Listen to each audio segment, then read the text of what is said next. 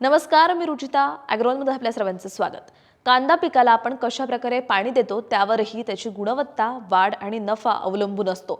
सहसा बरेच शेतकरी कांद्याला पाटाने पाणी देतात, पण नेहमीच तेवढं पाणी मिळेल असं होत नाही. शिवाय सध्या हवामानात इतके बदल होत असतात की कांद्याची शेती जोखमीची होतीये. त्यामुळे कांदा पिकासाठी पाणी कोणत्या पद्धतीने द्यायला हवं, सूक्ष्म सिंचन फायद्याचं ठरू शकतं का, याची सगळ्याची माहिती आपण आजच्या व्हिडिओमधून जाणून घेणार आहोत. कांद्याला पाटाने, ठिबक सिंचनाने आणि तुषार सिंचनाने अशा 3 प्रकारे पाणी दिलं जातं.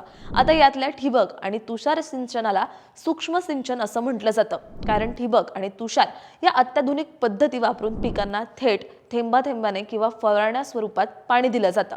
कमी दाबाने पाणी देण्याची सूक्ष्म सिंचन एक कार्यक्षम पद्धत आहे. या पद्धतीमुळे पिकांच्या मुळांच्या भागात गरज असेल तेवढंच पाणी दिलं जातं. यामुळे पिकाला काय फायदा होतो ते समजून घेऊयात.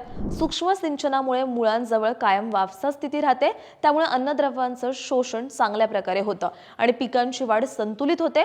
गादी वाफ्यावर कांदा लागवड करून सूक्ष्म सिंचनाचा वापर केला तर पाणी, खत आणि वेळ यांची मोठ्या प्रमाणात बचत होते. आता बचत म्हणजे नेमकी किती बचत होते तेही पाहूयात. सूक्ष्म सिंचनामुळे सुमारे 40 ते 50% पाण्याची बचत होते. शिवाय ठिबक सिंचनातून विद्राव्य खत दिली तर 25% खतांची बचत होते आणि खतांची कार्यक्षमता सुद्धा 20 ते 30% वाढते. शिवाय अति आर्द्रतेमुळे होणारे रोग जसं करपा, कूज कमी होतात. सूक्ष्म तुषार सिंचनामुळे दव आणि धुक्यापासून पिकांचं संरक्षण होतं, तसंच फुलकिड्यांचा प्रादुर्भाव कमी होतो. म्हणजे एकूणच कीडनाशकांचा आणि बुरशीनाशकांचा वापरही कमी होतो.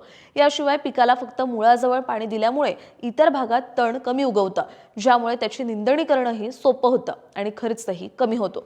सूक्ष्म सिंचन पद्धतीचे फायदे तर पाहिले, पण त्याची दुसरी बाजू सुद्धा तुम्हाला सांगणं गरजेचं आहे.